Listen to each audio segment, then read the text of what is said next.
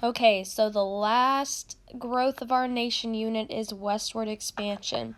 So we've already talked about the Industrial Revolution. We've talked about that overcrowding that happened in the Northeast as a result of these factories coming in and more people needing to live in these cities to work these factories.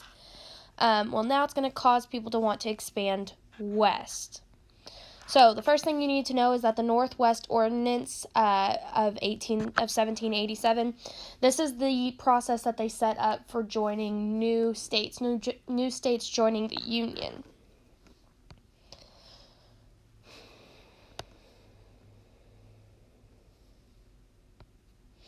All right, so this is what we were working with back in 1740, the American colonies before we got our independence.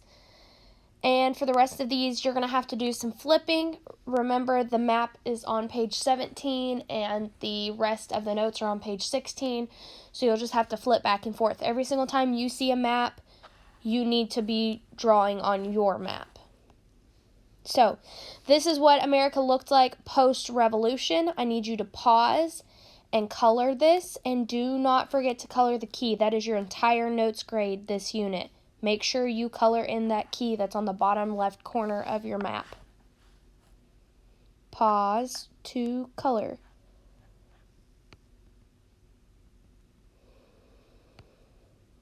Alright, so the Louisiana Purchase is going to be the second massive amount of land that we gain. It literally doubles the size of the United States. I need you to go ahead and pause this, color, and make sure to color in your key. So again, the Louisiana Purchase was purchased from France in 1803. It doubled the size of the United States. Make sure to fill in those notes back on page 16.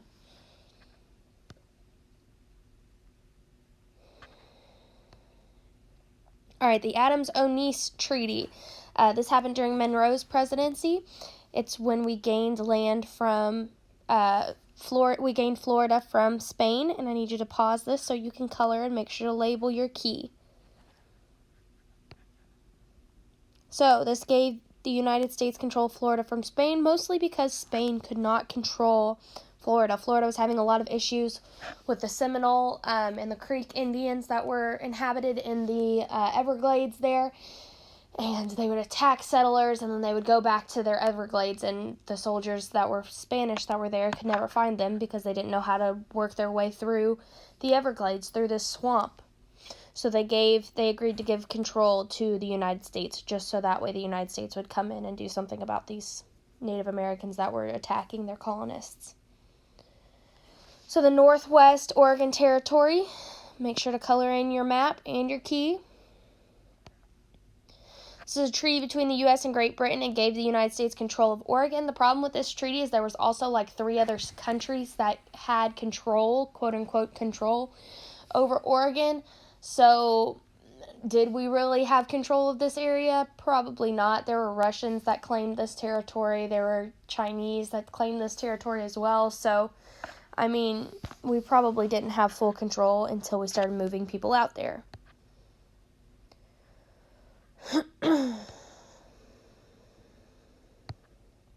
All right, Texas annexation. Go ahead and color this in to your map. Pause to do that and make sure to fill out your key. So Texas was annexed after gaining independence from Mexico. This is what caused the U.S.-Mexican War.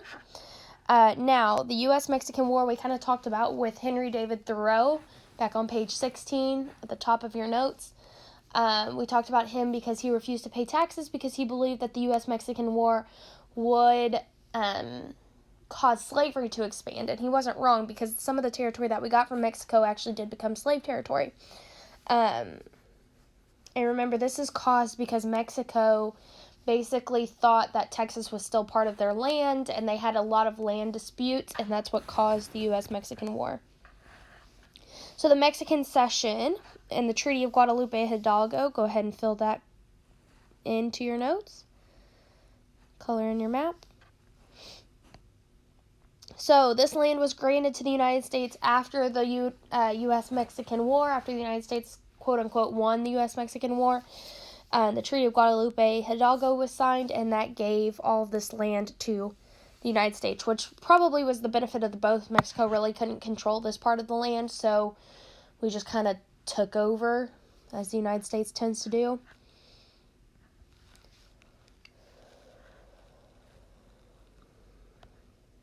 The Gadsden Purchase is the last little bit of land that we got down there to finish out the continental United States.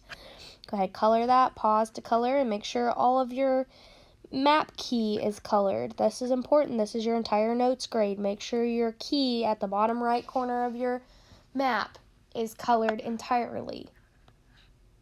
So the Gadsden Purchase was purchased from Mexico for $10 million in order to build the southern portion of the Transcontinental Railroad. Now, if you go back to the Louisiana Purchase, we purchased all of that land, that doubled the size of the United States. We purchased all of that for $15 million, and this tiny little bit in the corner, the Gadsden Purchase, we purchased for $10 million. It's a crazy amount of money, and it's all desert. But we did that because we wanted to finish that southern portion of the Transcontinental Railroad. It was so that important to us that we paid $10 million for it. So reasons people relocated west. The first reason is Transcontinental Railroad. It was dangerously built by the Chinese. I need you to add this to your notes. They were immigrating to California to find gold. They could not find gold, so a lot of them ended up working the Transcontinental Railroad. This connected the eastern U.S. to the western U.S. by the Pacific Railway Act. This funded, the federal government funded this so that way more people could move west. And there's a map showing you the railroads.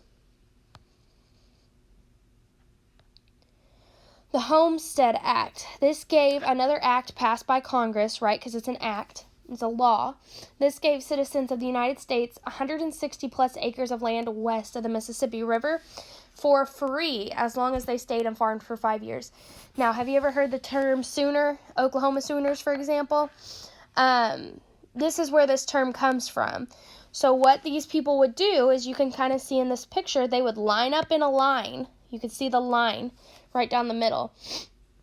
They would line up in this line, and someone from the government would be in front of them and would basically tell them, okay, you can now go rush to find your land and claim it. And they would have to put a flag in their claimed 160 acres or whatever.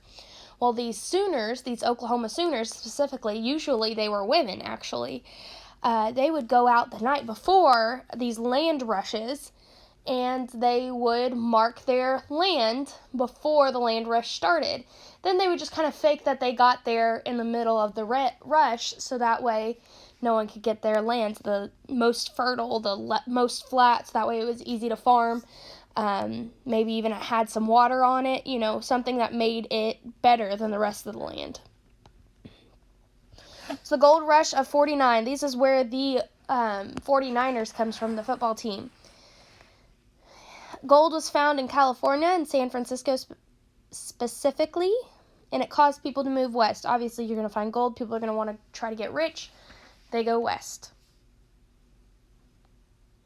Overcrowding in the east. Now, we've already talked about this. Urbanization, those cities going up, those cities getting bigger, and overcrowding that was caused by the Industrial Revolution led people to move west. And this, remember, the government funded this. How did they fund this? Religious persecution. So a group of Mormons is what they were called.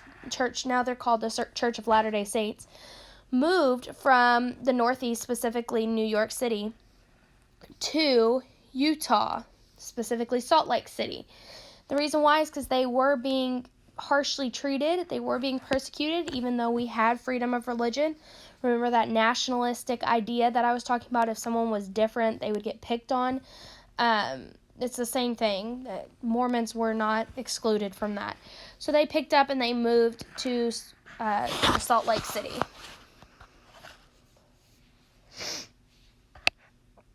Okay, remember, your map should entirely be covered and the key should be labeled. And that's all I got for you.